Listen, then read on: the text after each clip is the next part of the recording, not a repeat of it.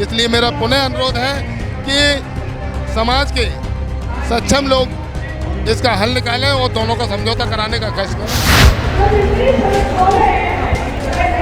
समाज के लोगों के साथ इतना बुरा होता रहा तो आगे ये सरकार कैसे चलेगी। सभी लोगों को ये सोचना चाहिए कि हमारे ही जो लोग हैं, जो हमारा मत है, जो हमारे वोट हैं, उनके ही कर कमलों पर उनको ही वोट देकर ये सरकार चलती है।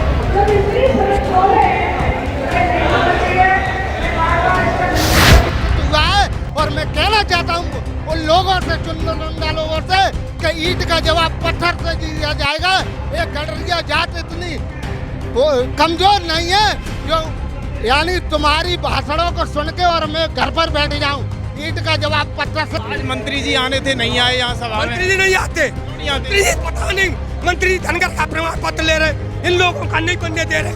तो मंत्री तो हमारा मंत्री जो गुमराह करने वाला व्यक्ति है, वो है ही अच्छा आदमी नहीं है। विश्वास खत्म कर लिया क्या? उन्होंने जनता से विश्वास खत्म कर दिया टोटल। वो चाहता है मैं जीवित रहूं, तुम मर जा। एतमादपुर में महागोष्ठी का आयोजन बघेल समाज द्वारा किया जा रहा है। इस गोष्ठी के जरिए क्या संदेश है? बहुत सारे लोग यहाँ पर हैं, आप देख सकते हो। मैं कैमरामैन से कहूँगा जरा कैमरा घुमाएं और दिखाएं कि इतनी हुजूम यहाँ पर लगा हुआ है, भीड़ का अंबार है। और यहाँ महागोष्ठी का आयोजन बड़े ही धूमधाम से, बड़े ही अच्छे तरीके से किया जा रहा है। मैं कैमरामैन से कहूँगा जरा दिखाए कि इस महागोष्ठी के जरिए क्या संदेश है जनता के लिए।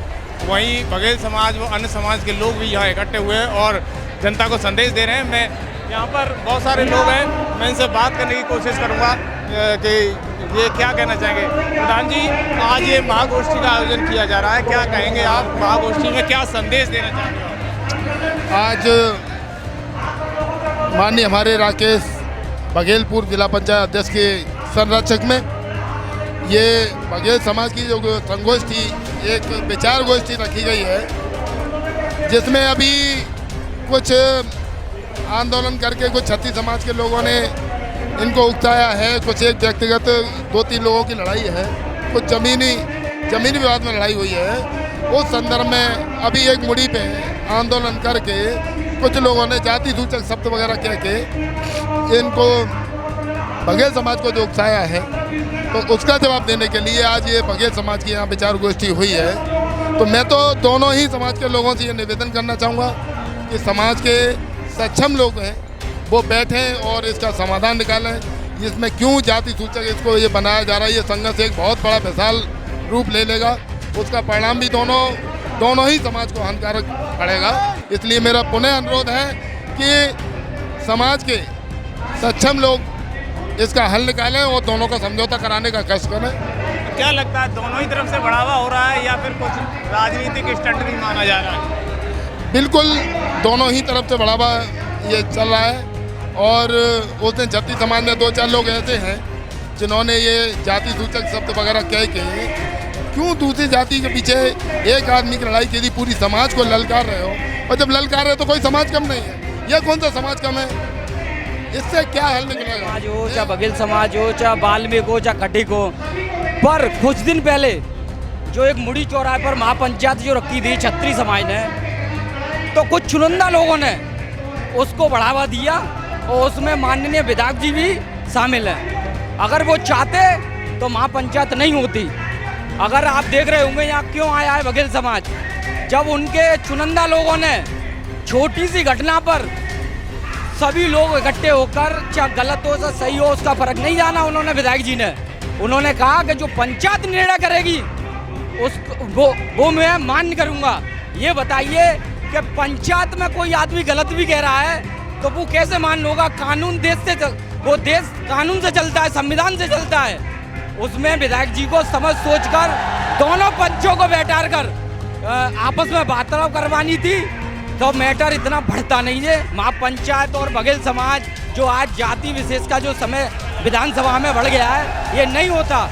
मैं सभी चुनिंदा लोगों से अनुरोध करना चाहूँगा, जो आपने बघेल समाज को जो गलत भाषा का प्रयोग किया है, उस पर प्रशासन से भी निवेदन करना चाहूँगा कि उन पर कानूनी कार्रवाई करे। ये भी है कि पंकज ने सोशल मीडिया के माध्यम से गाली गलौज ली दूसरे पक्ष को और जबरदस्त तरीके से वायरल हो रहा है। ऐसे सिलसिले में क्या कहेंगे आप? मैं आपको एक बात बताना चाहता हूँ, किसी ने मेरा व्हाट्सएप और फेसबुक हैक कर दुरुपयोग किया उसका, मेरी एक व्यक्ति से लड़ाई हो सकती है, पूरी समाज से नहीं हो सकती है। मेरे ठाकुर समाज में मेरे मित्र भी हैं, छत्री समाज में, वो मेरे घर आते हैं, मैं उनके घर जाता हूँ। पर जिन लोगों ने जो शरारत की है उससे प्रशासन कार्रवाई करे। मैंने अपना फोन भी दे दिया है प्रशासन को, उसमें कड़ी से कड़ी छानबीन करके और कड़ी से कड़ी कार्रवाई करने की कृपा करे। मैं किसी समाज के प्रति गलत भाषा का प्रयोग नहीं करूंगा, पर जो चुनिंदे लोग हैं उनको हम महापंचायत करके, महासूत्र पंचायत की जिस दिन राकेश बघेल जी डेट फाइनल करेंगे, उसमें मैं सभी बघेल समाज के पाल, धनगर, जाटव समाज हो, घटी को, वाल्मीकि हो, सबसे अनुरोध करना चाहूँगा, अगर इन्होंने ये मीटिंग रखी है, जो इन्होंने महापंचायत की है, उसमें बड़ी से बड़ी संख्या में अगर जिस दिन डेट फाइनल होगी उसमें पहुंचने की कृपा करें। क्या कहना चाहेंगे आप? माहौल बड़ा गर्म दिख रहा है। मेरा यही है कि जो माननीय प्रधान जी लक्ष्मी नारायण जी के साथ जो कुछ चुनिंदा लोगों द्वारा जो माहौल खराब किया गया है, हमारे भी मित्र ठाकुर समाज के हैं और हम एक दूसरे की थाली में खाते पीते हैं और व्यवहार की तरह एक छोटे भाई की तरह, प्रेम की तरह रहते हैं। भले कुछ चुनिंदा लोगों ने अपनी राजनीति रोटी सेकने के लिए ये माहौल को बिगाड़ा है। और हमारे समाज के ऊपर जब महापंचायत की गई थी तो तुम्हारी एक व्यक्ति से मान लो, मैं मानता हूँ लड़ाई हो सकती है, भले पूरे समाज को इस अपराध भाषा का प्रयोग किया गया। इसके पीछे ये हमारा पूरा उत्तर प्रदेश का पाल बघेल धनगर गढ़िया समाज का व्यक्तित्व आज राकेश भैया पूर्व जिला पंचायत अध्यक्ष जी के नेतृत्व में यहाँ पर केला देवी कोल्ड स्टोर में व्यक्तित्व हुआ है। और मैं कहना चाहता हूँ उन लोगों से, चुनिंदा लोगों से, कि ईंट का जवाब पत्थर से दिया जाएगा। ये गढ़िया जात इतनी कमजोर नहीं है जो यानी तुम्हारी भाषणों को सुन के और मैं घर पर बैठ जाऊं। ईंट का जवाब पत्थर से देने का काम करूंगा। और ये मैं माँ अहिल्याबाई होलकर के वंशज हूँ।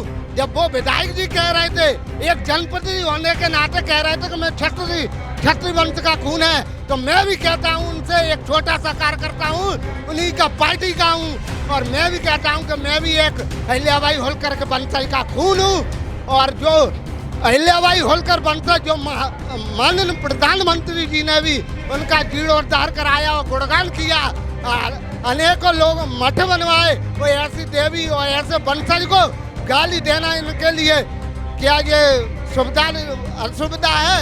ऐसे ही मैं कहना चाहता हूँ सभी से, क्योंकि ईंट का जवाब पत्थर से देंगे, हम किसी कीमत पर नहीं माने। सबसे पहले मैं कहना चाहती हूँ माँ अहिल्याबाई होलकर अमर रहें। जय भीम, जय भारत।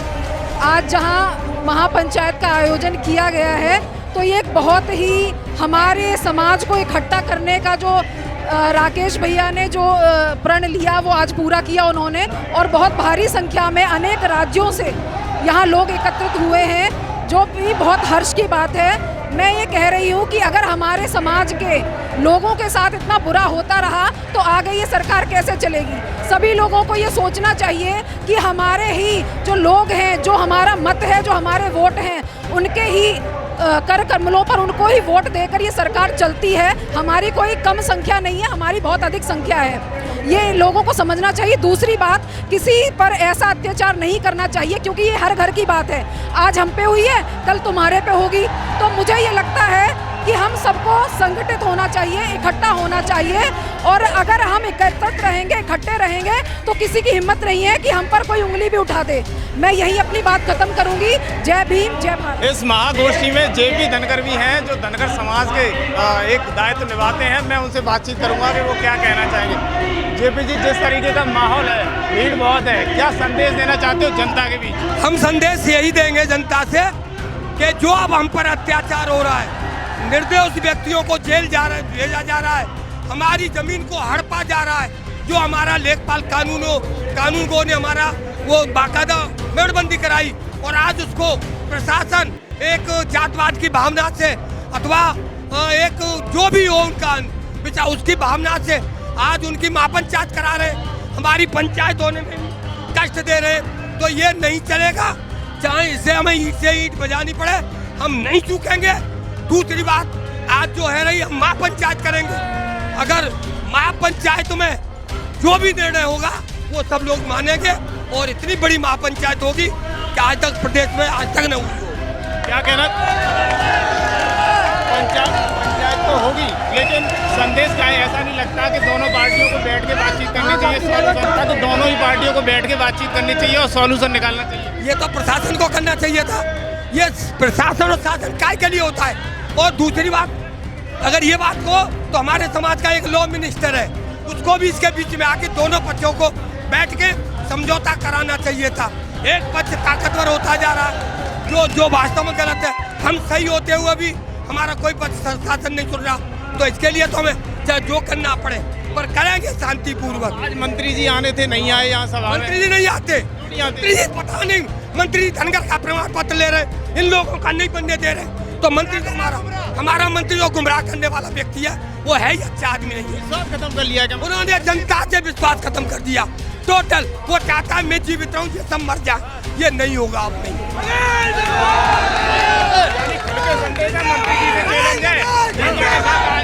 जनता के साथ आ जाए, समाज के साथ आए।